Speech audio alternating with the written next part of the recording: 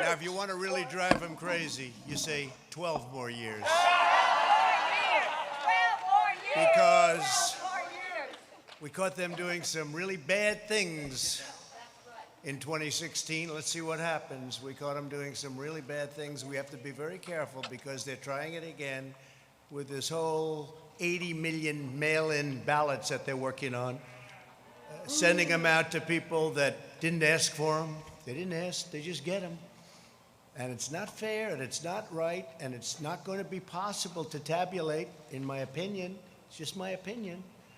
We have to be very, very careful. And you have to watch, every one of you have to watch. Because bad things happened last time with the spying on our campaign, and that goes to Biden, and that goes to Obama. And we have to be very, very careful. Have to be very, very careful. And this time they're trying to do it with the whole post office scam. They'll blame it on the post office. You could see them setting it up. Be very careful and watch it very carefully because we have to win. This is the most important election in the history of our country.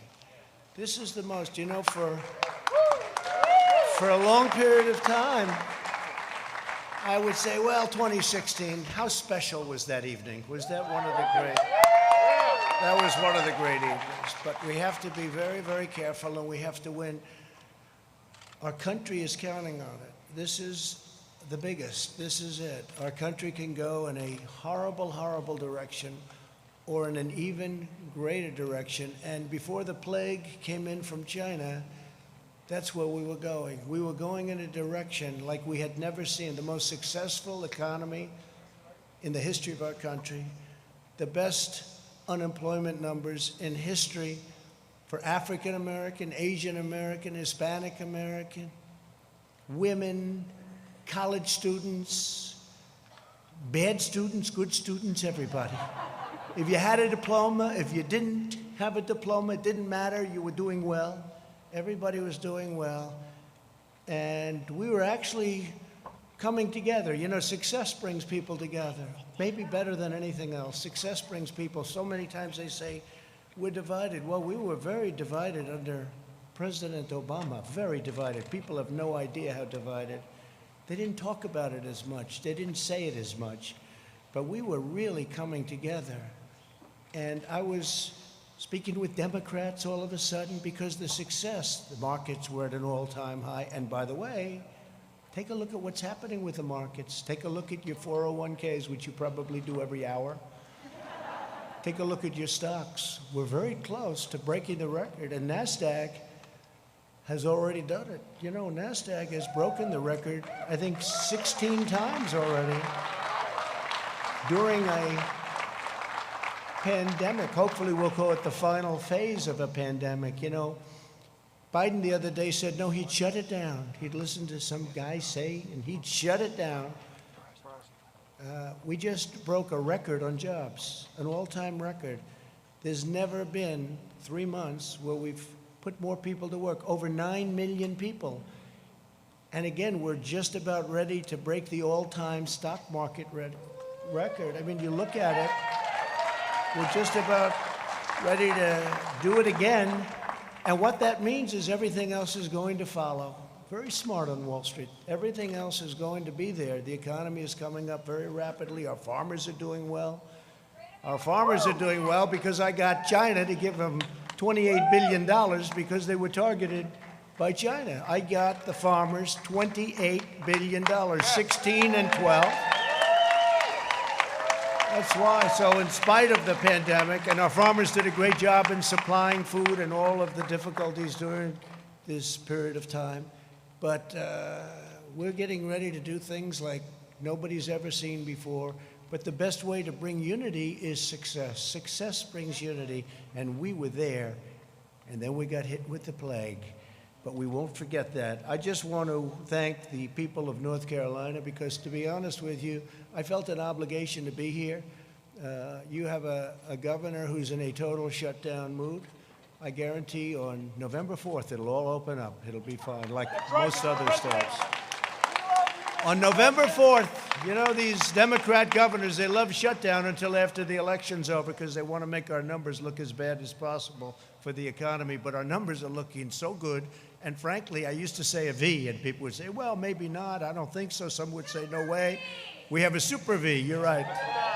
It's now looking like it's a super V. Our automobile numbers are incredible, both used cars and brand new cars. Our manufacturing numbers incredible. We're putting a lot of manufacturing jobs to work that the previous administration said you'd need a magic wand. You'd need a magic wand for manufacturing jobs. I don't think so. I guess we had the magic wand, that's all. But we're putting them, again, we're putting them back, we're bringing them back. But think of your life just prior to the plague coming in. It was the best it's ever been. Your state had the best numbers they've ever had by far.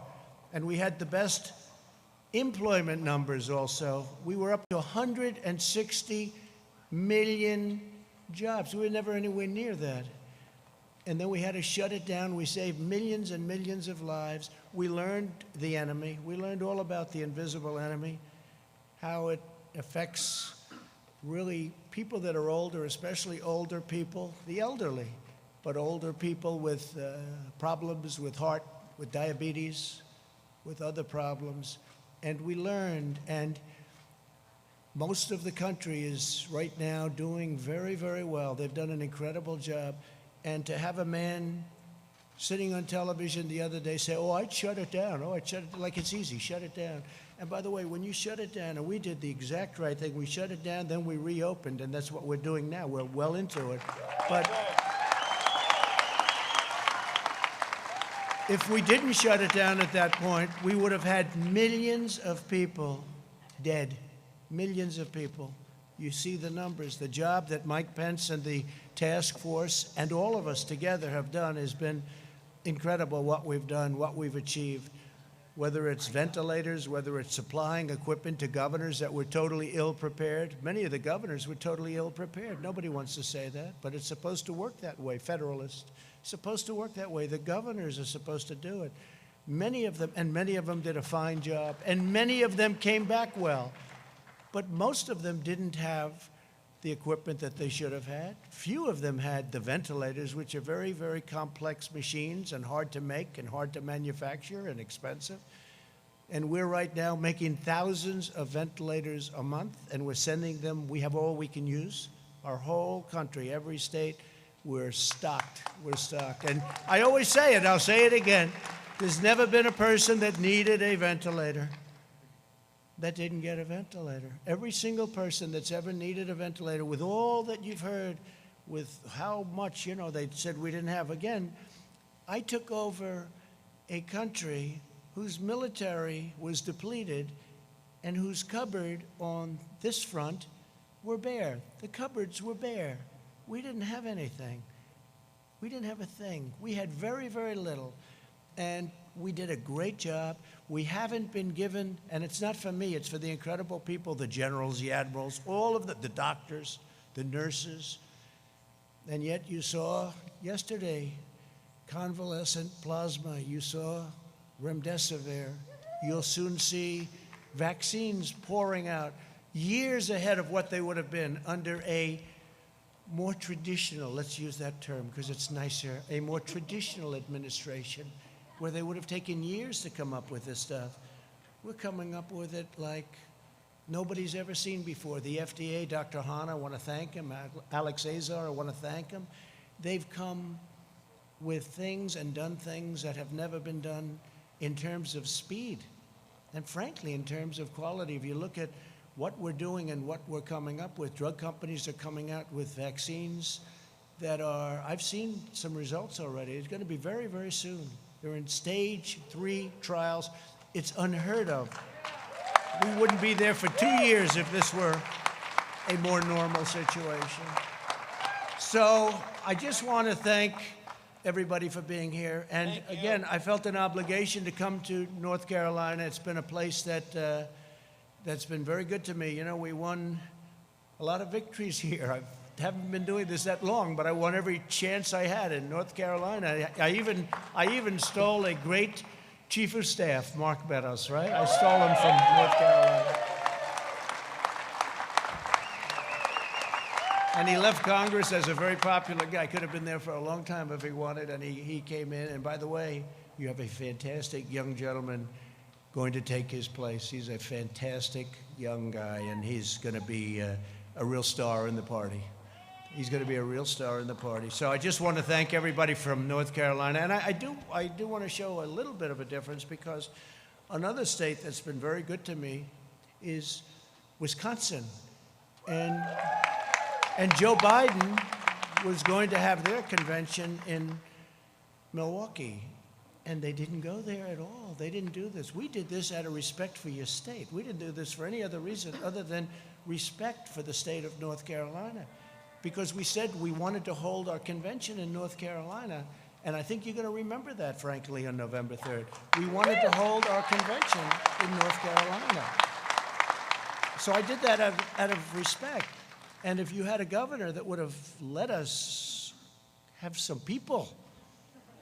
He actually told me this. We had an arena that holds 19,000 people. It was totally jammed, sold out. Every hotel was full, everything.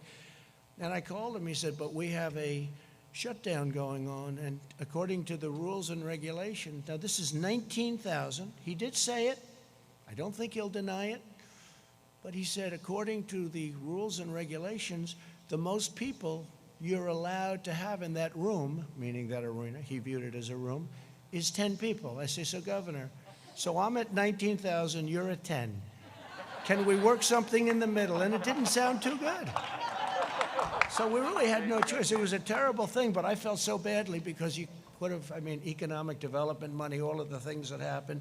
But we decided, I was with Rana, the vice president, everybody, Mark, and we said, let's have our big deal, the roll call. Let's have it right here, and let's do it. And I'm going to show up, and I'm not going to tell anybody. Until a few minutes ago, nobody knew I was coming, right? Nobody knew I was coming. So, but what's more important than the roll call? You're the ones calling it, so what's more important? So, and I have to tell you, we're going to do a lot of things. I'm just going to go over very briefly because we're going to make a speech on Thursday night. I hope you're all going to be listening. I hope, because I came in and I'm on Air Force One, and Air Force One has more televisions than any plane in history. They've got them in closets. They've got them on ceilings, floors. They've got more television. You can't escape a television. And I turned to CNN, and they didn't have this. They weren't having it. Can you believe it? They didn't have it. No, CNN didn't have our roll call. Then I turned to MSDNC, as I call it. MSDNC, which is truly, it is a branch of the Democrats. That's right. It's I wouldn't say fully owned corporation, but it's certainly a fully controlled, or they control them. Nobody really knows who's controlling who. But, they had it on television. I remember watching it, and it was interesting. You see the different states, and we say this, and we say that. The great state of Alaska, the great state of Alabama, the great state of North Carolina, the great state of all of them. And it's very interesting to me. They had theirs on, but they didn't show it. Instead, they're showing the scam because they're trying to show the post office so that when their whole mail-in thing fizzles, they'll try blaming it on the post office. Okay, so they're showing these hearings that are very boring, actually. And they're not showing this either. They weren't showing this. And Fox had it on, but unfortunately, Fox wasn't showing it too much because they had the announcers talking. I said, I want to hear what they're saying. The delegates, I want to hear what they're saying. So I think we had to switch over to C-SPAN or to OAN or somebody. But I wanted to hear them. But I can promise you a few things. Number one, we will not be taking the word God out of the Pledge of Allegiance, okay?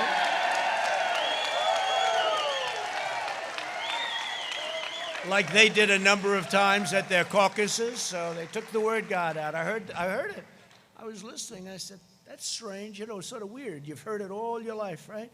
Under God, under God. All of a sudden, those two words are missing. I said, oh, he must have made a mistake.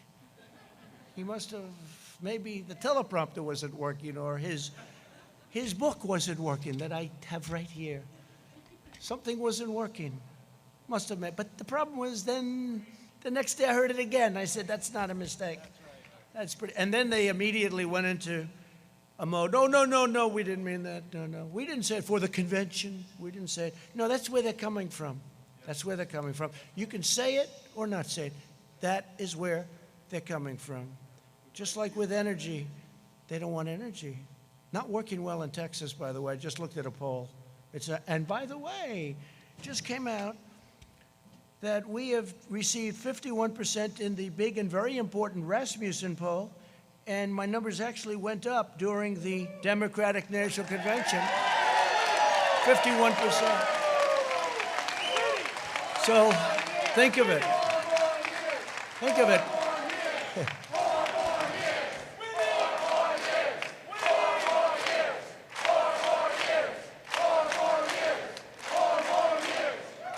Thank you. I love this state. I like this place. And you're from all over the place, but this has been a good one for me. No, but think of it. So we're at 51% in Rasmussen. Do you read about it? Do you hear about it? You don't hear about it. They give you these suppression polls where they do registered voters instead of most likely. It's supposed to be likely. In other words, how about you? You're likely to vote. But how about you? You're registered, but I'm not voting. But see, under their plan, where they send these ballots, you don't have to want to vote. You get the ballot, and then they have harvesting. They get guys to go, do you want to vote? No, not really, but I have a ballot. All right, good. Who's it for? Sleepy Joe Biden. I'll put it here, son. Okay, could I have it? And they'll take it. In fact, harvesting is illegal in your state. They wanted to put a Republican, fine man, a pastor. They wanted to put him in jail because he harvested. Now they want to make harvesting legal all of a sudden. They'll put him in jail as a Republican, right? If he was a Democrat, they wouldn't even be thinking about it. In California, they do the same thing, no repercussion. In North Carolina, you had a fine pastor, a fine man, and they got him on harvesting. They wanted to put him in jail. And now they want to make it all so that everybody can harvest because they know it's not a good thing. So people that don't want to vote are going to be sitting there. They'll be making them, if you talk about 80 million ballots, it's 80 million, could even be higher than that. I used to say 51 million, now it's 80 million. They said, sir, you're a little obsolete with the 51. I said, all right, what is it? 80. I said, 80? How is it possible to think of it? They'll be sending them, they'll be dumping them in neighborhoods, there'll be people are going to be picking them up, they'll be bribing, they'll be paying off people to grab some. This is going to be one of the greatest scams, and it's common sense. This has nothing to do with politics. It's common sense. Anybody, you don't have to know politics. They're going to mail out 80 million ballots. It's impossible. They have no idea. Who's mailing them? Mostly Democrat states and Democrat governors. Well, supposing they don't mail them to Republican neighborhoods. That means they're not going to get them. So they're going to complain, and the election's going to be over, and then they're going to complain, and then they'll say, oh, well, we didn't get it. Big deal. In the meantime, you might lose the election. This is the greatest scam in the history of politics, I think, and I'm talking about beyond our nation. And they act like they're aggrieved, like by saying this, we're saying such a horrible thing. We're not patriotic by saying this. No, we voted during World War I. We voted at the voting booth during World War II. The pandemic, we're doing very well, and people know how to handle it. Look at the crowds. They're doing very well. It's very safe. It's going to be very safe. If you have an absentee ballot where you request it, we're all in favor of that. Absentee, like in Florida, they have absentee is good. But other than that, they're very, very bad. There'll be millions of ballots. Take a look at New York. Take a look at Virginia. Take a look at New Jersey. All different cases. They just had one last night. Now they're thinking about recalling certain elections that took place with mail-in. And these are small little elections that are locally based, that are easy to run. Not millions, but thousands of ballots. Thousands. Hundreds of ballots. But these are small, and they can't control it. They said 23% of the ballots were defective. What does defective mean? It means fraud. It means a lot of things that we won't get into because I don't want to be accused. You see all the cameras back there? It's the fake news. I don't want to be accused of anything. But what it means is They're trying to steal the election from the Republicans. That's what it means. In a very, very nice way, I will tell you, they are trying to steal the election, just like they did it last time with spying, and we caught them, and that included President Obama, and that included, let's be nice, Biden. This could only happen in North Carolina. But that included them, and they got caught. And then somebody said, well, what are you going to do? Well, we can't attack a president. Oh, I see. If it was me. They said, we can't attack a president. We caught him. We caught him cold. And they say, we can't attack. He was at meetings talking about it. And by the way, this was spying before and after. And I think it's a disgrace to our country. I think we can never let that happen again. But now they're doing something that in a certain way is more dangerous because it's more effective. They spied on my campaign. You know what they found? Nothing. But this is big stuff. This is stealing millions of votes, and it's going to be very hard. Now, we're in courts all over the country, and hopefully we have judges that are going to give it a fair call, because if they give it a fair call, we're going to win this election. The only way they can take this election away from us is if this is a rigged election. We're going to win this election. We're going to win this election.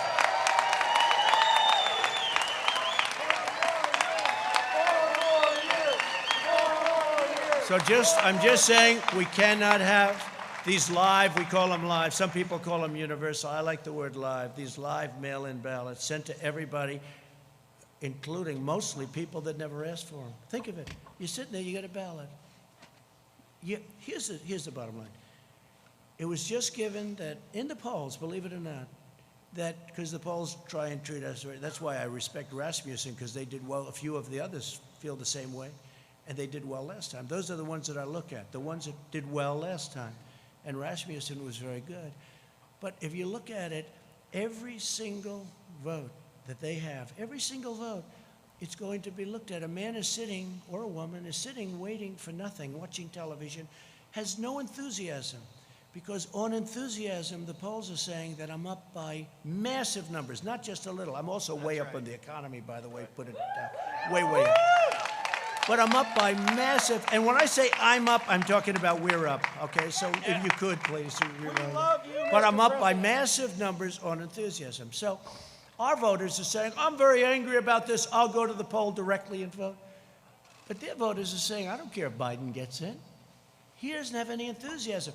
When you go to Ohio, when you go to Wisconsin, when you go to North Carolina, when you go to a lot of states, they have the Trump-Pence sign on every lawn. It's all over the place, right? It's all over. We don't see Indiana, too. Indiana's great. Bobby Knight. We love Bobby Knight, too, I'll tell you. We love Bobby Knight and Coach Holtz and all of them. They love us and we love them. Indiana's great. Thank you. But here's the thing. So if they don't have any enthusiasm, so you'd say, are you going to vote? I'm not getting up to vote. Okay, I want to watch television instead of vote. All right. But here's a ballot. It just got to you. And he opens it. Oh, here's a ballot. What the hell am I going to do with this thing? And then they have somebody knocking on your door, and they're harvesting. Hey, have you gotten your ballot? Yeah, I have my ballot. You going to sign it? Well, if you want, I'll sign it. Here it is. Get out of here. That's the most honest way of doing it. And that's unfair. That's unfair. Because now they're taking all of that enthusiasm that our party has, and we have tremendous enthusiasm. I think we have record enthusiasm. We have a base. We have a base the likes of which nobody's seen, including these people. Wall Street Journal did a fantastic story this weekend, a fantastic cover story this weekend on this base. Is an incredible base. Everybody here is going to vote. Everybody in our base. I mean, we have a tremendous base. They don't. They have no enthusiasm for their candidate. Because frankly, Bernie Sanders, they have much more enthusiasm for him. But Bernie Sanders, excuse me, again, he's the greatest loser I've ever seen. This guy can lose and be so happy. Hillary Clinton, I want to use nice language, so I don't want to use a certain word. It starts with the word S-C. I don't want to use it because they'll say he used foul language while in North Carolina. But so I won't do that. But Bernie Sanders got taken advantage of, is that okay? By Hillary Clinton, but worse, by the Democrats this time. Because if Pocahontas, Elizabeth Warren, got out of the campaign one day prior to the Super Tuesday vote, Bernie Sanders would have won every single state because Biden won by a little bit, and she didn't do well, but she took thousands and thousands of votes away in each state. If you add just a percentage of those votes back, that means that Bernie would have won easily the nomination. And I'm glad he didn't because he had much more enthusiasm. Yeah. And he would have had a base, much smaller base than ours, but equally, I have to say this, equally as enthusiastic. This base doesn't like Joe Biden. They don't like Joe Biden. I think we're going to get a lot of votes. We did last time. People were surprised, primarily because of trade, because I know how other countries take advantage of us, and I understand that. And that's something that Bernie Sanders people really feel, because I understand trade. I've done USMCA now. I got rid of NAFTA, the world's worst trade deal. China tariffs. I mean, China had the worst year they've had in 67 years prior to the plague. The worst year they've had in decades and decades. And we had the best year we've ever had.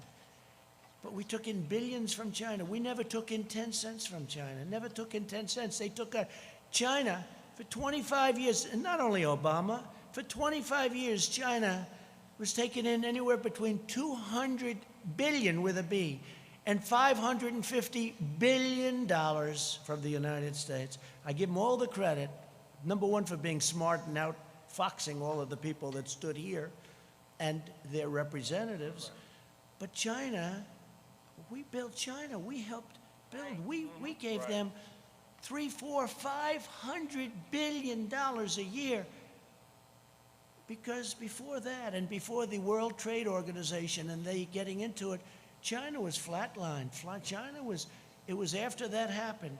And then they took advantage of us because we didn't have people that were smart enough to see. And by the way, Biden would be the worst of all of them because his son took out $1.5 billion and he gets fees on $1.5 billion, which is millions of dollars a year. Give me a break. China will own our country if this guy gets elected. We can't let it happen. We can't let it happen.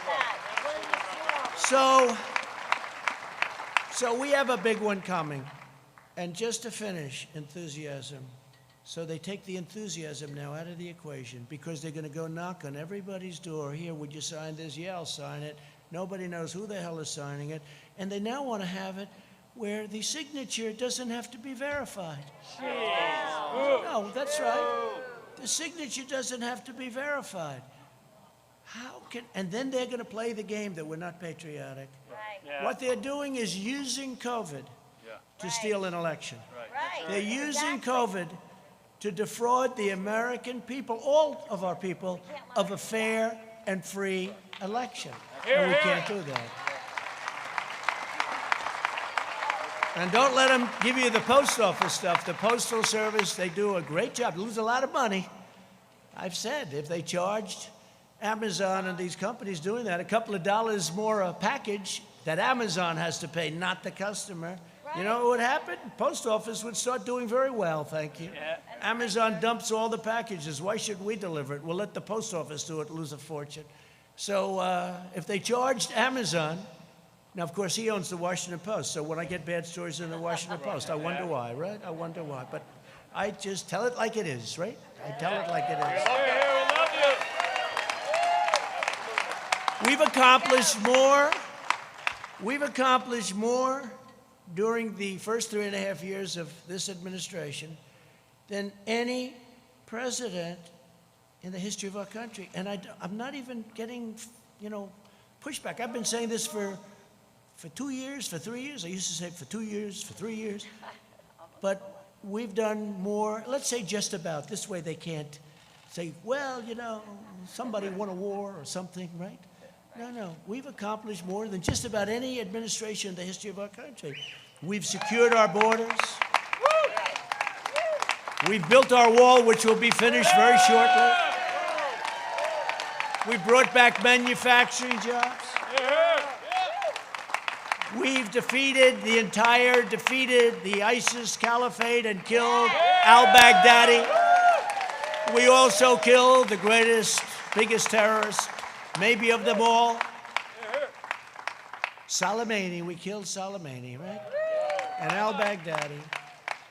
We appointed 300 new judges. By the end of the first term, we will have appointed 300. It's an unheard of number. That's because President Obama was very nice and he gave me 142 openings.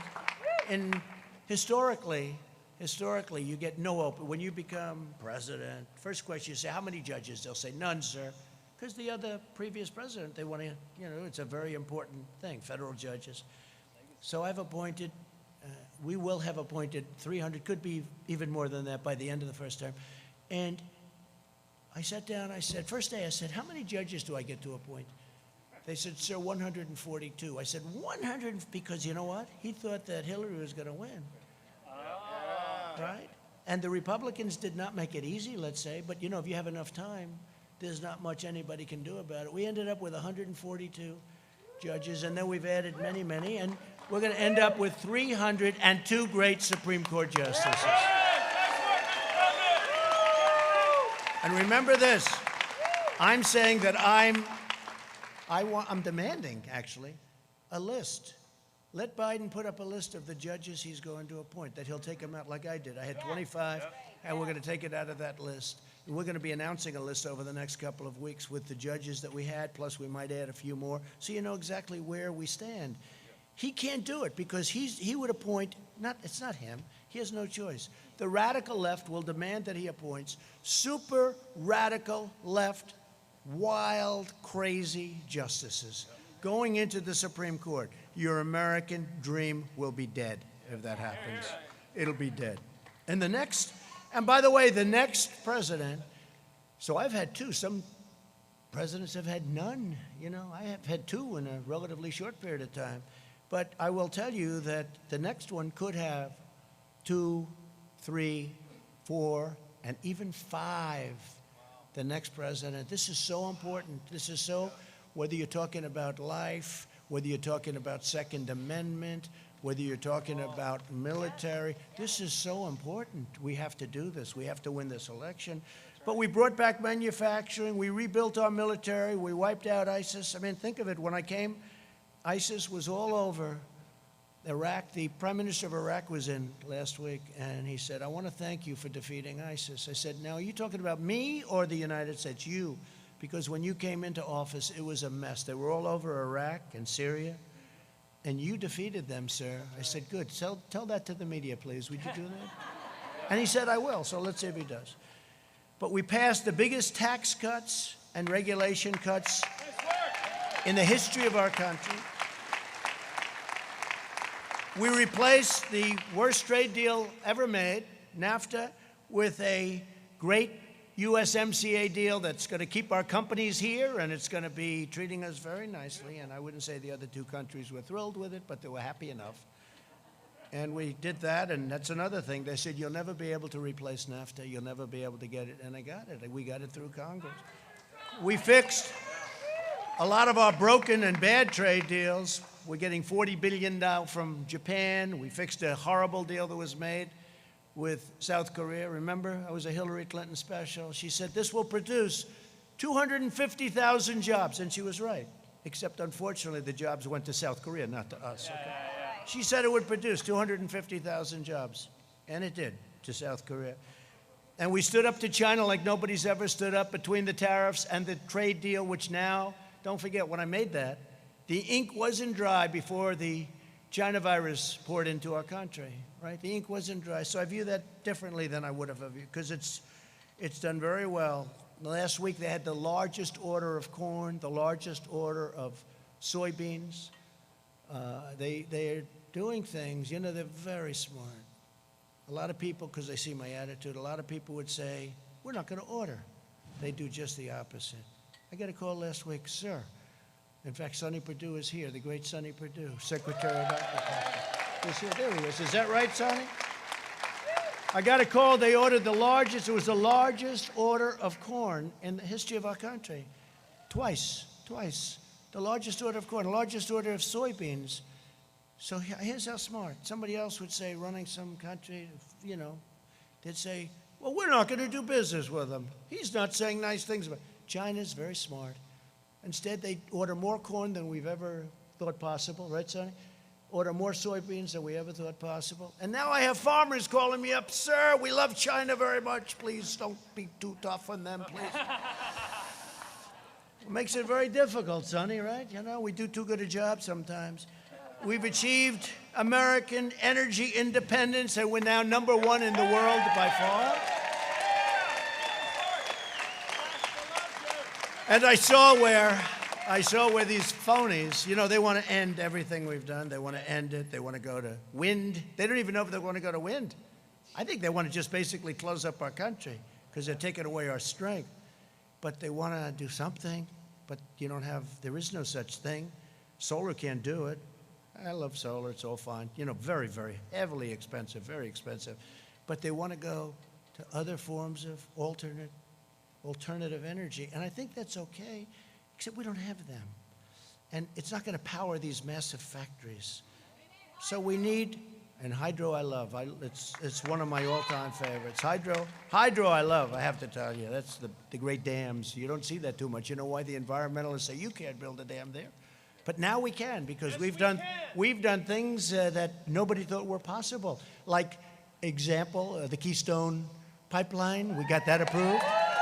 The Dakota Access Pipeline, they were all bogged down, right? Right? I got it approved. Now we've got things that they said you couldn't get done.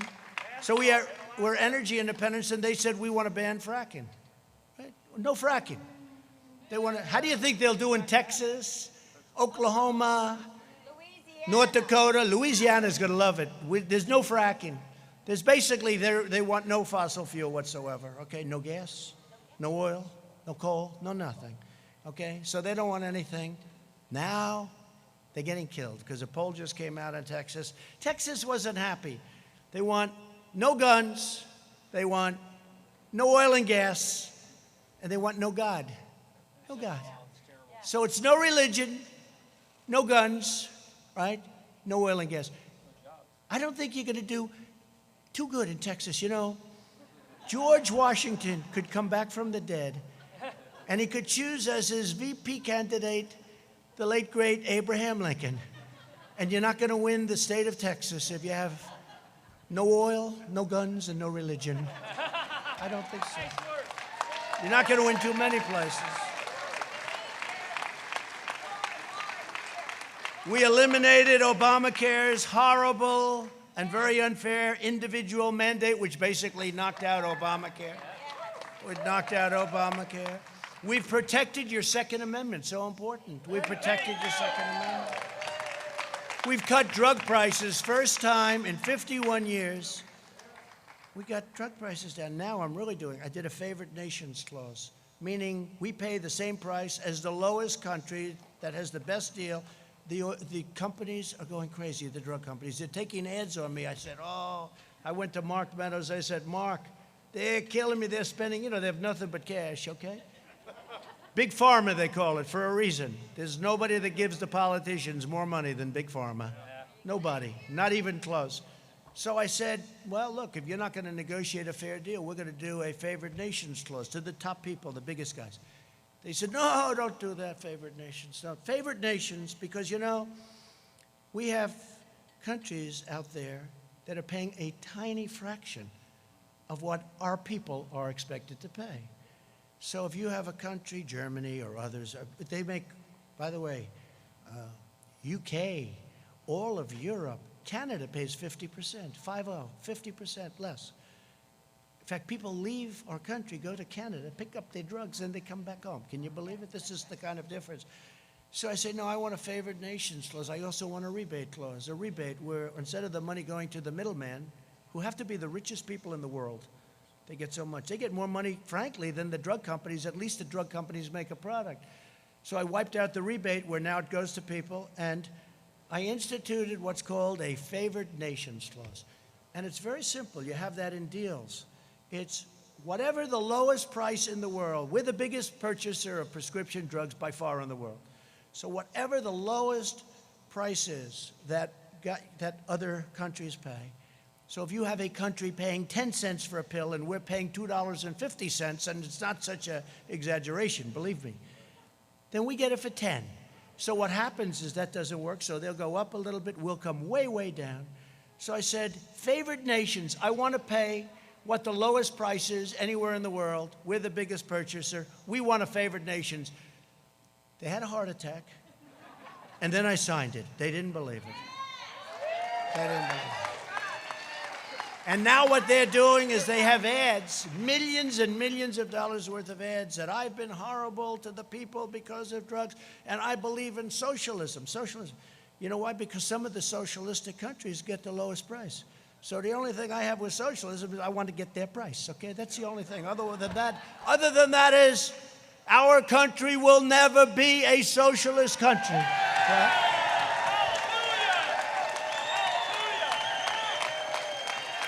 So we cut drug prices, and you could get cuts.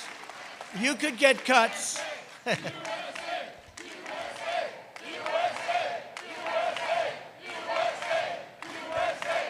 You could get cuts as much as 50, 60, or 70%, maybe even more than that, on prescription drug prices. And wouldn't it be a kick, I'll use this, wouldn't it be a kick in the ass if I lost and Sleepy Joe is president and this thing kicks in right about soon, right, in 30, 40 days, and people wake up after the election. Boy, Biden's done a great job. My drug prices just went down by 70%. What a great president he's been. He's great. And Sleepy Joe would say, I thought about that, but everybody knew about favored nations. But nobody had the guts to do it. And I'll tell you, I was called by many politicians, please don't do it, sir. Please. I said, why? They don't want to tell me why. I know why, because, you know, they're politicians and they've been helped out. And I guess we have to understand that too. But the fact is that we signed a favored nations clause and a rebate clause, and your numbers are going to come down 60, 70%. And I hope you remember that on November 3rd, because nobody but me would ever do it. The other thing I've done, aside from very strongly protecting your Second Amendment, which was not easy. That was not easy. And by the way, they will take your guns away as sure as you're standing or sitting there. They will take your guns away. Either that or obliterate the Second Amendment, the right to bear arms. You have the right to bear arms, especially when you look at a Portland and you see how weak those Democrats are. The governor, the mayor, how pathetic. They let them riot every night. We're saying, let us come in and solve your problem. We will solve it for you in 1 hour, just like we did in Minneapolis, Minnesota, right? 5 nights, 6 nights. They have to ask us in. Let us come in. We'll solve your problem. They're almost used to it. This is the way our whole country would be if you ever let a thing like this happen. Our whole country would be. So we protected your pre-existing conditions, very strongly protected pre-existing, and you don't hear that, but we very strongly protected your pre-existing conditions. So we got rid of the horrible individual mandate, which cost everybody a fortune, and we strongly protected. Every Republican is sworn to protecting your pre-existing conditions. It's very important. You won't hear that. You won't hear that from the fake news. We passed right to try. We passed VA accountability and VA choice. We mobilized the largest response since the Second World War. We are doing an incredible job on the China virus, but I'm going to talk to you about that Thursday night. Will anybody be listening on Thursday night? And just very quickly, in the second term, among many other things, we'll continue with our military. We've built the strongest military by far.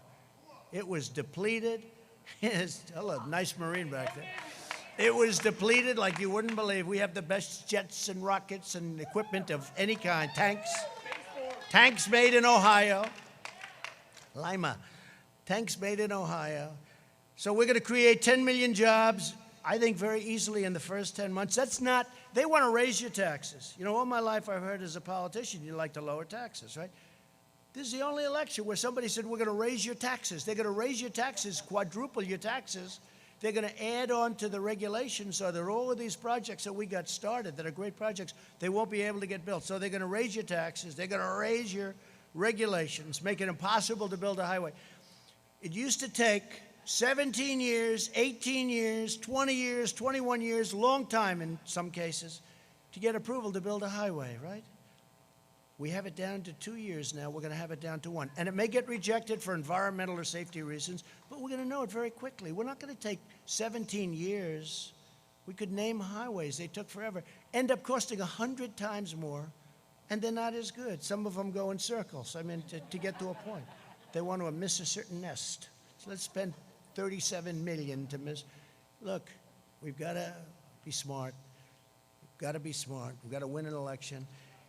Also, we're going to create tax credits for companies that bring our jobs back from China and other countries and impose tariffs on countries that take advantage of the United States. And they've been taking advantage of us for years and years, and I've already done it in certain cases. We have countries that tariff us and we don't tariff them. So they tariff us. It's very simple. It's called reciprocal. They tariff us, we tariff them. That's right. Thank you. Right. We are going to fully fund law enforcement and hire more police.